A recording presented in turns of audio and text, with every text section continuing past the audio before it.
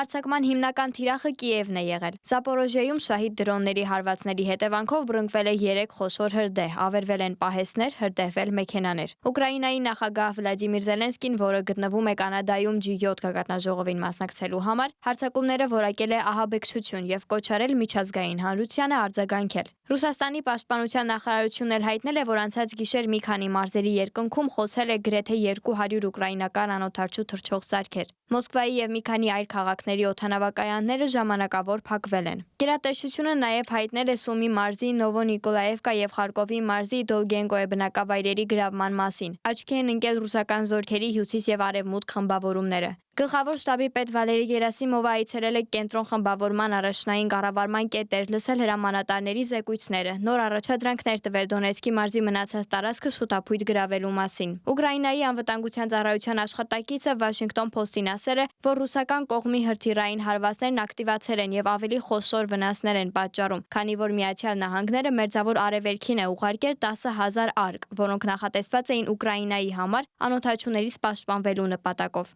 Ուկրաինական հատուկ ծառայությունը դրությունը գնահատում է շատ վտանգավոր, քանի որ ուկրաինական հակաօդային պաշտպանությունը շահետների դեմ պայքարի նոր լուծումներ չի գտել։ Ռուսաստանի նախագահի մամուլի խոսնակ Դմիտրի Պեսկովը հայտնել է, որ Մոսկվան դեռևս չունի հստակություն, թե երբ կկայանա Ուկրաինայի հետ բանակցությունների հաջորդ փուլը, սակայն մոտ ժամանակներս այդ հստակությունը կարող է ձևավորվել։ Նա նշել է, որ ռուսական կողմը կատարել է Ստամբուլյան բանակցություններում ձեռք բերված բոլոր պայմանավորվածությունները։ Նրա խոսքով մոտ ժամանակներս կգա ժամանակը հասկանալու այդ աշխատանքի շարունակական հնարավոր ժամկետները։ Նախորդ օրերին ռուսական կողմը փոխանցել է 6000-ից ավելի զոհված ուկրաինացիների մարմիններ, կողմերը նաև 1000-ից ավելի գերիներ են փոխանակել։ Աննա Հարությունյան, Reopen Media։